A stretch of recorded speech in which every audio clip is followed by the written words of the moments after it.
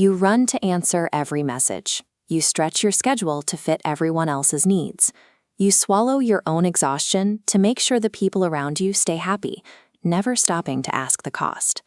You probably do this because you're terrified of losing the people you care about. But bending over backwards and erasing your own boundaries doesn't buy loyalty. It trains the people around you to view your compliance as a baseline expectation. Over time, you slide into a very specific social role, the guaranteed victim. You become permanently available, entirely predictable, and incredibly easy to manage. Think about the difference between a dog and a cat. A dog pants, performs tricks, and begs for its owner's validation. A domestic cat operates under a completely different assumption.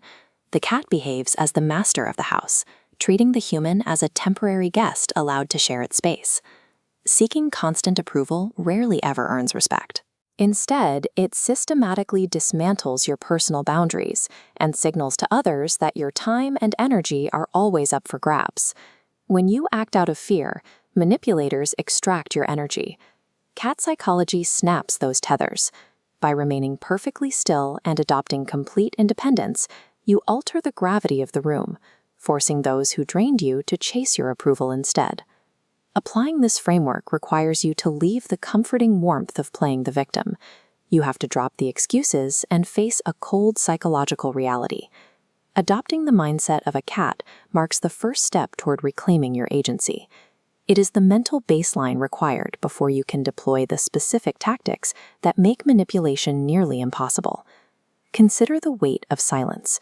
When you feel attacked, your instinct is to talk, explain, and defend yourself. But every word you speak gives a manipulator real-time data on exactly what triggers your anxiety. When provoked, a cold, silent stare is devastating. It denies the attacker the chaotic response they want, making them feel small and exposed. They will inevitably start talking faster to fill the void, overcompensating and making critical mistakes. This silence starves toxic people of the emotional reaction they need to maintain leverage over you. Next, we have to look at how boundaries actually function. Try to force a cat to play when it wants to be left alone. It won't negotiate or worry if you get offended. It will physically scratch you without a second of hesitation or guilt. Translate this directly into your human interactions. The second someone drops a toxic comment or disrespects your space, you deliver immediate, cold pushback. Show absolutely no anger. Offer absolutely no apologies. Just a firm, unyielding wall. Delivering immediate, emotionless consequences strips a toxic person of their comfort. They are forced to respect your space out of sheer unpredictability. Watch how people perceive your time. When your availability remains at a constant 100%, your perceived value steadily drops towards zero. Counter this by disappearing. Dropping your availability to zero induces emotional starvation, making your perceived value instantly spike. This leads to a concept many find uncomfortable: positive selfishness. Prioritizing your own energy, sleep, and resources is a basic biological survival mechanism.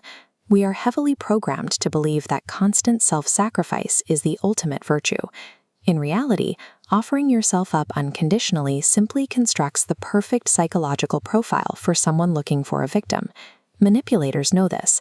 They use your own guilt against you, bypassing your logical defenses to continuously drain your time and money. Unapologetically putting your own comfort first destroys their primary weapon. When you stop fearing the label of being selfish, they lose their leverage completely. To lock this framework in place, you need one final philosophy. You may share your life, your work, and your time with others, but you do not belong to them.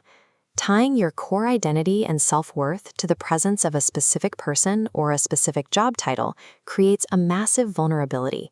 It gives someone else the power to destroy you by simply walking away. Look at a predator in the wild. When it misses a catch, it does not sit down to mourn the loss or question its worth.